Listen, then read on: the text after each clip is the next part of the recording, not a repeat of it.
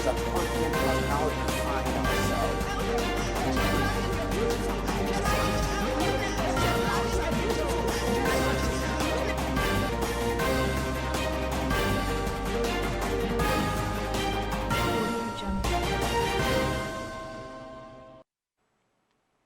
In the news, Easter, IGP calls for security of public spaces. NAF missing jet suspected to have crashed. Across Africa, Barkhane has strikes controversy, French defense minister in Mali. On the global scenes, Taiwan crash, at least 37 people dead and dozens injured in train accident. And in sports, Premier League, Iheanacho wins Premier League Player of the Month award.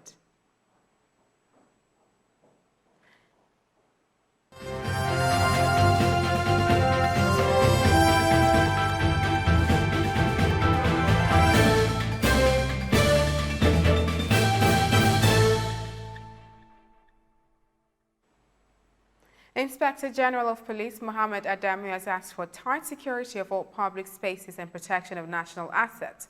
The IGP said this was to ensure a crime-free Easter celebration. He asked all state commissioners of police and their supervising assistants, Inspector General of Police, to ensure that there is an adequate deployment of police personnel. This was made known in a statement that was signed by the Force Public Relations Officer, CP Frank Mba, titled 2021 Easter Celebrations. IGP felicitates with the Nigerian Christian community. The Nigerian Air Force says the missing Alpha Jet aircraft NAF 475 that went missing on the 31st of March 2021 might have crashed. The names of the pilots in the missing jets were Flight Lieutenant John Abolarinwa and Flight Lieutenant Ebiapo Chapele. From the statement made by the Director of Public Relations and Information, Nigeria Air Force, Air Commodore Edward Gabwet, the cause of the crash and whereabouts of the two pilots remain unknown. Meanwhile, search and rescue efforts are still ongoing by NAF surveillance aircraft, as well as NAF Special Forces and Nigerian Army troops on ground. The Nigerian Bar Association has said that it would investigate the display of naked power by the chairman of the Code of Conduct Tribunal, Danladi Umar, who was seen in a viral video with a security detail assaulting a citizen at Banex Plaza in Wuse, Abuja. The organization identified the victim to be a 22-year-old worker of Jewel Reliable Guard Services Limited, posted as a security guard to the plaza. The National Publicity Secretary of NBA, Dr. Rapulu Nduka, in a statement on Thursday, said the attention of the NBA has been drawn to the video making the rounds where the chairman of the Code of Conduct Tribunal, Danladi Yakubu Umar, was seen together with a security detail allegedly assaulting a citizen at Banex Plaza in Wuse, Abuja. The statement read that the NBA frowns on any display of naked power by a public officer, especially one who, by virtue of his high office, is expected to exhibit a high standard of conduct. The situation is all the more critical when it involves the head of an agency of government set up to ensure compliance by public officers with the Code of Conduct. Further, as a member of the legal profession, Danladi Yakubu Umar is expected by the extant rules that regulate the conduct of legal practitioners in Nigeria to maintain a high standard of professional conduct and not engage in any conduct which is unbecoming of a member of the legal profession. It also added that in view of the foregoing, the NBA shall, through its relevant committees, investigate the circumstances leading to the altercation and, depending on its findings, will ensure that appropriate action is taken to address this occurrence. The Nigeria Labour Congress in Kano State has given a 7-day ultimatum to the state government to refund and stop what it described as a legal deduction from civil servant salaries or face industrial action. The union insisted the failure of the government to stop the deduction before the end of its ultimatum, which started on Tuesday, April 6, 2021. Workers will embark on a 3-day warning strike from midnight of April or Wednesday, 7th April. The NLC chairman Kabiru Njibir gave the ultimatum while addressing newsmen on Wednesday night after an emergency meeting of the State Executive Council in Kano. Minjibe described the action of the government as a clear violation of the agreement on the new minimum wage law of 2019. Recall that the organization, or the organized labor, in the state had earlier given the state government 11 conditions to meet before deducting workers' salary. The Lagos State Safety Commission on Thursday announced that it has shut about 430 event centers and nightclubs in the state for violating COVID-19 protocols. The Director General of the Commission, Lanre Mojola, in a statement said the Commission was responsible for developing safety guidelines for the state's reopening of economic activities post-COVID-19 lockdown. He added that the Commission was involved in the enforcement of COVID-19 protocol, and this led to sealing of 30 event centers and 400 clubs across the state. This is your digital first Pan-African news network, TOS Television. You are watching TOS News 360. More stories after the break.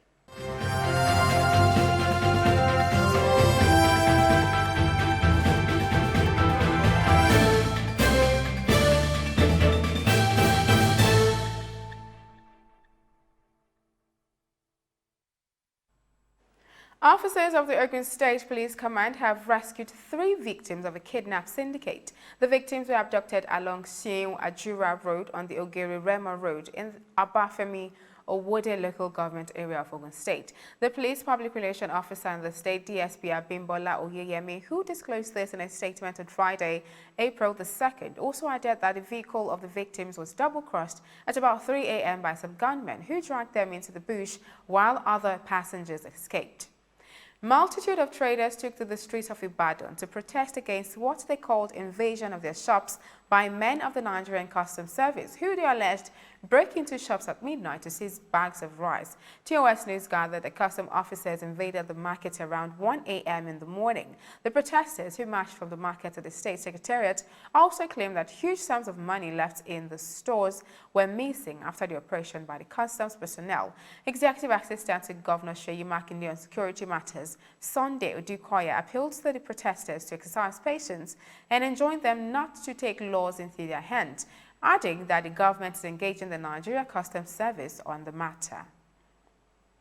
On Thursday, French Defense Minister Florence Parly met with Malian Transitional President Ba Ndour at the presidency in Bamako alongside counterparts from Estonia and the Czech Republic. A French airstrike near the remote village of Bounty killed 19 civilians in Mali on January 3rd, in circumstances that sparked controversy in the country, a UN report said on Tuesday, prompting a strong denial from France. The French Defense Ministry stood by its denial, saying it maintains with consistency and reaffirms strongly that an armed terrorist group had been identified and attacked. It also said it had numerous reservations about the methodology used in the investigation. Residents of the village said the strike hit a wedding party and killed civilians. In the incident's aftermath, French ministry said it had killed jihadists, not civilians, and also denied the presence of a wedding party in Bounty.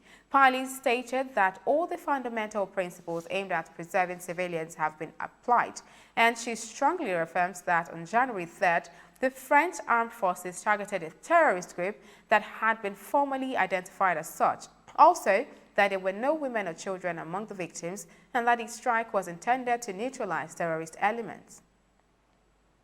The deputy head of United Nations High Commission for Refugees, UNHCR, in Ethiopia has been replaced. This comes after the government raised concerns about his impartiality over the conflict in Tigray. The exact concerns of the government are unclear. The Ethiopian authorities expressed concern about one of our personnel. This happened at a time when UNHCR had already engaged in internal discussions on the need to restructure and strengthen UNHCR's presence in Tigray in response to the evolving nature of the humanitarian situation. Given this, UNHCR made the decision to replace a staff member whose post was in the process of being modified, a statement to the BBC said. Ethiopian Prime Minister Abiy Ahmed sent troops to Tigray in November after the Tigray People's Liberation Front, TPLF, seized military bases in the region. Hundreds of thousands of people are said to have been displaced in the conflict. The conflict has also affected about 100,000 Eritrean refugees who lived in UNHCR-run camps in Tigray. In December, the UNHCR has raised concerns about the safety of the refugees, saying it had received reports that they were being killed, abducted, and forcibly returned to Eritrea. Sudan has received a vote of approval on its transitional plan, including the gradual accommodation of former rebel fighters into the government, after a delegation of the African Union Peace and Security Council held sessions with leaders of the transitional government now under Prime Minister Abdallah Hamdok, and the verdict was that Khartoum was on track to ensure the country's full return to democracy. Team leader Jean Kamau, the Kenyan permanent representative to the African Union, told reporters in Khartoum that the Council's mission to Sudan was to appraise and assure support for Sudan. She added that the efforts that have been put in place are very important for the peace and security and show how African problems have been addressed by Africans. Sudan faces an ambitious plan to concentrate on its transitional plan, even as it remains with an unresolved border tiff with neighboring Ethiopia, as well as an unfinished dam filling agreement with Egypt and Ethiopia to ensure proper sharing of Nile waters. Internally, Sudan must build a transitional government of national unity, which will also include fighters who used to oppose the government in the south and southwestern regions in Darfur. It must prepare for elections by establishing key institutions and laws, and must also implement an economic policy that cushions civilians from further effects of COVID-19. This is TOS Television, your digital first Pan-African news network. You're still watching TOS News 360. More stories from across the globe after the break.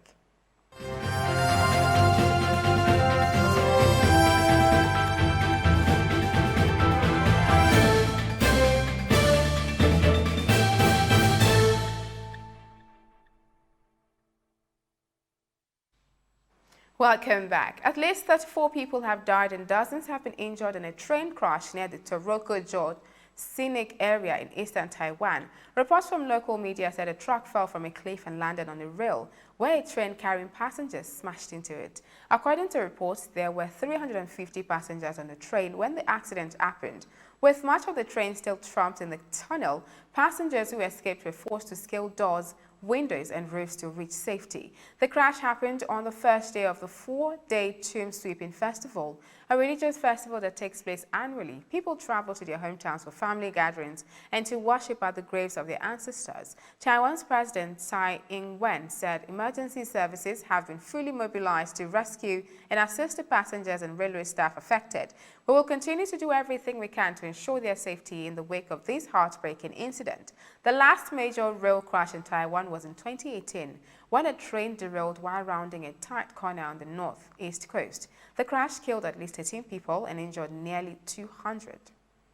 A fire has destroyed more than 20 shops in a market close to Rohingya refugee camp in southern Bangladesh and killed at least 3 people. Ahmed Sanju Moshed, the local police chief, said the dead bodies were found after 5 firefighters put out the fire. One of the owners of the burnt shop confirmed those killed were his staff.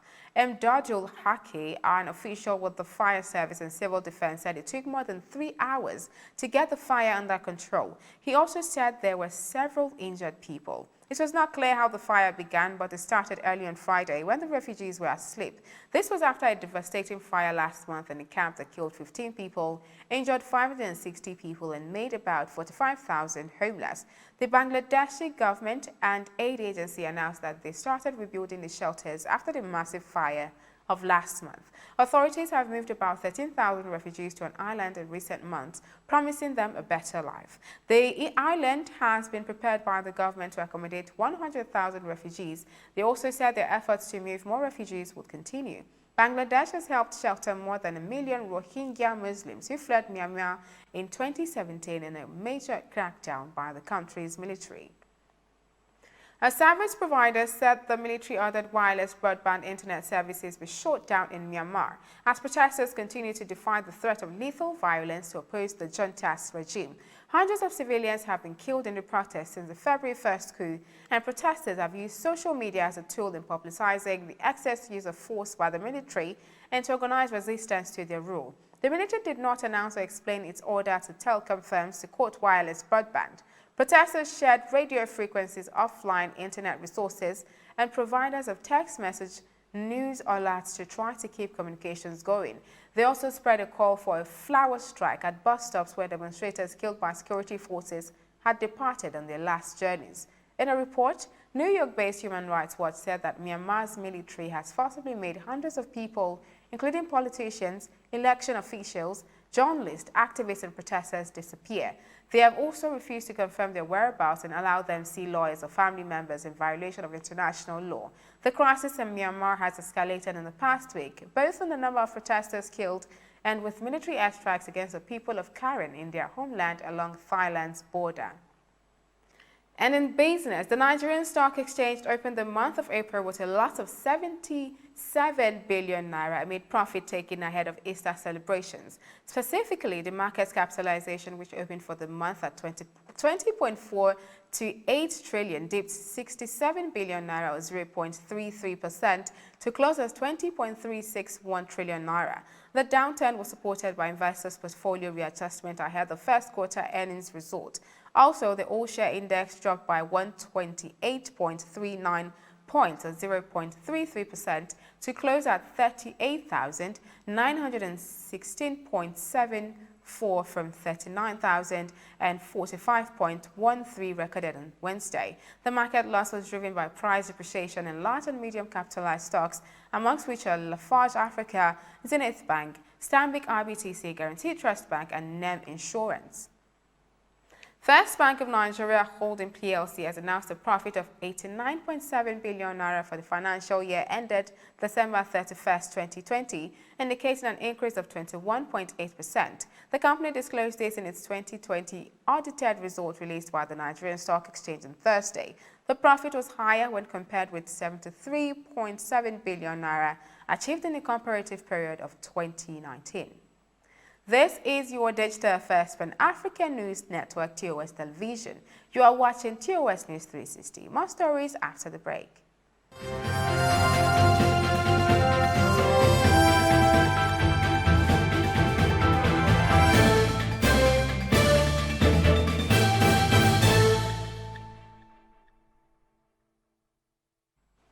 Due to the sharp rise in aggregate loans to micro, small and medium enterprises, MSMEs, from the Development Bank of Nigeria PLC, DBN, the Development Finance Institution disbursed the sum of 191 billion naira as loans to MSMEs last year. This represents 89% increase compared to 101.5 billion naira recorded in 2019. Analysis of DBN's financial statements released on Thursday also indicated that the total loans portfolio increased by 110% to close at 214 billion naira in 2020 from 101.9 billion naira in 2019. A growth of 4% in total assets to 493.5 billion naira from 474.7 billion was also recorded. And to sports, Super Eagles forward Kelechi Iheanacho has been recognized and rewarded for his goal-scoring record in March.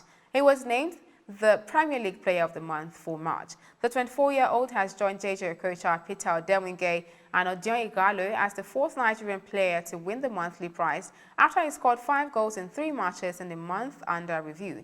The Nigerian international scored a total of 7 goals in 4 matches for the Foxes across all competitions in March. In his reaction, Iheanacho said he wants to continue helping Brendan Rodgers' side, who are third in the Premier League table, with a point behind second-placed Manchester United. Super Eagles star and Leicester City midfielder Wilfred Ndidi has been ranked as the 13th best player in the world for the first quarter of the year 2021 by Sears Football Observatory. Ndidi currently has an index of 85.5, having played 852 minutes in the first quarter of the year. The top star in the world, according to Sears, is Lionel Messi of Barcelona, whose index is 92.5 after he clocked 998 minutes of action. The crowns Ndidi as the third best player in the Premier League ahead of the likes of Harry Kane, Luke Shaw and Thiago Alcantara. The Brooklyn Nets strengthened their moves to the top of the Eastern Conference with a 111-89 win over the Charlotte Hornets. LaMarcus Aldridge impressed on his debut following his recent switch from the San Antonio Spurs, adding 11 points, 9 rebounds and 6 assists. Jeff Green top scored for the Nets, who have won 20 of their past 23 games. With the win, the Nets remain on top of the East with a 34-15 record and have now won 20 of their last 23 games and 7 home wins in a row. Nets are now 20-6 at Barclays Center for the season. And that is TOS News 360. For more stories, follow TOS TV Network across all social media platforms. TOS TV Network on Facebook, Twitter, Instagram, and YouTube. And also check out www.tostvnetwork.com. I am Adesuwa Osuyi. Thank you for watching.